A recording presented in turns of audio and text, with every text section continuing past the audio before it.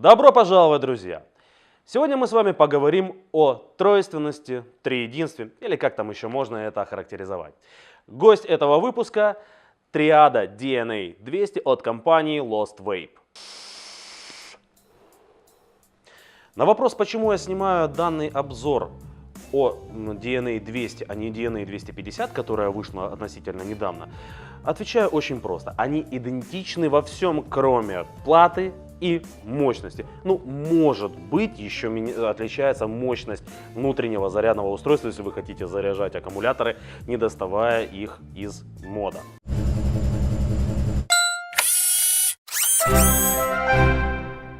Боже, храни королеву. Вот она, наша красавица триада DNA 200 от компании Lost Vape. Упаковка выполнена довольно нестандартно и довольно интересно. Не зря я говорил о троичности, триединстве и тригранстве. Выполнена она в форме треугольника. Такой треугольная конструкция пирамидой. Хотя, в принципе, и пирамидой, только очень длинной это можно разве что назвать. С фронтальной части нас встречает логотип компании и название мода.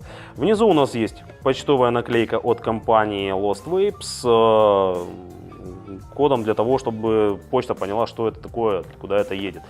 Открывается она вот таким образом. Кстати говоря, очень приятно то, что здесь у нас установлен магнит. Вот.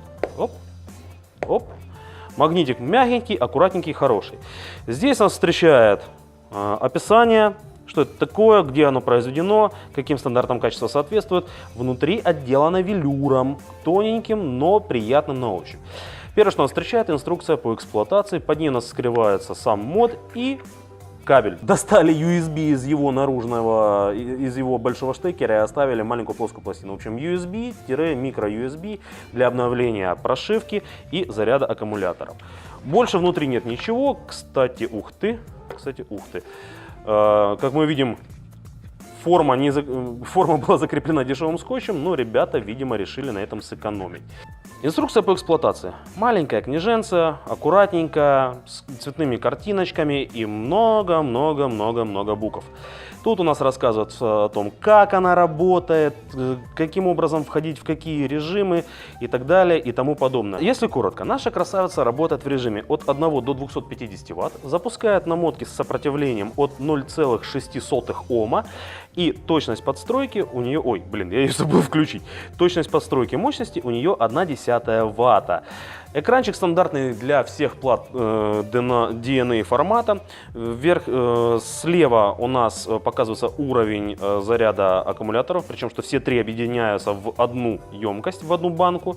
Дальше верхняя группа цифр показывает, какое сопротивление, центральная группа цифр показывает, какой у нас будет вольтаж на выходе, и там ампераж или температура самой спирали. Вход в режим настроек. Сначала мы блокируем нашу кнопку Fire и дальше начинаем. Зажимаем одновременно кнопки вверх и вниз. Мы входим в режим термоконтроля. Нажимаем кнопочку вниз, у нас 600 градусов по Фаренгейту. Зажимаем вниз, меняем температуру и переходим в режим Цельсия. Пролистал немножко. Если мы не отпускаем, постоянно этот процесс у нас идет, как вы видите, Цельсий просто меняется на Фаренгейты. Но если мы зажмем кнопку вверх и пойдем на постройку Фаренгейтов до 600, один клик свыше 600 у нас выключает режим термоконтроля, и мы возвращаемся в режим варивата. Для выхода отсюда нужно нажать кнопку Fire. Оп, вышли. Зажимаем кнопку вниз и кнопку Fire в режиме блокировки. Из Normal Mode мы переходим в Stealth Mode. У нас экранчик загорается только когда мы нажимаем кнопку Fire. Повторяем операцию, из Stealth переходим в Normal Mode. Все, у нас все прекрасно видно, все замечательно, великолепно. Зажимаем кнопку Fire и кнопку вверх. Оп, мы фиксируем сопротивление. Мы должны зафиксировать... зафиксировали сопротивление. Это необходимо в редких случаях, когда температура испарителя отличается от комнатной температуры для точности работы вашего мода. То есть, если вы не хотите сгореть, вам необходимо зафиксировать сопротивление. Сопротивление разблокировано, все хорошо, замечательно и великолепно. Если с таймингом меньше 2 секунд, нажимать эти две кнопки синхронно, можно войти в настройки пресетов, менять режим работы термоконтроля для стали, для никеля, для титана. Вот, точно, и для титана. Собственно говоря, вот она такая наша красивая, лаконичная, органичная и, я бы даже сказал, в некотором понимании этого слова, замечательная триада. Есть только один маленький косячок. Если вы сейчас обратите внимание на мои телодвижения, с легким нажатием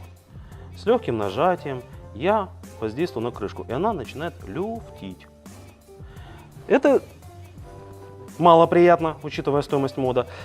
А причина заключается вот в чем. У нее всего лишь 2 фиксирующих магнита. Всего лишь 2.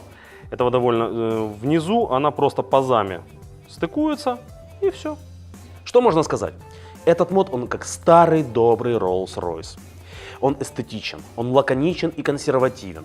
И казалось бы, здесь просто не к чему доебаться, но один маленький косячок есть, и на него обращаешь внимание именно по одной причине.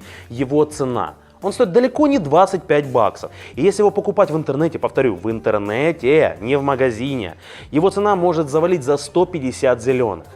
Что за косяк? Все очень просто. Магниты, они слабоваты. Местами крышка начинает люфтить в руке, и это жутко раздражает, потому что ты отвалил за этот мод гребаных 150 баксов.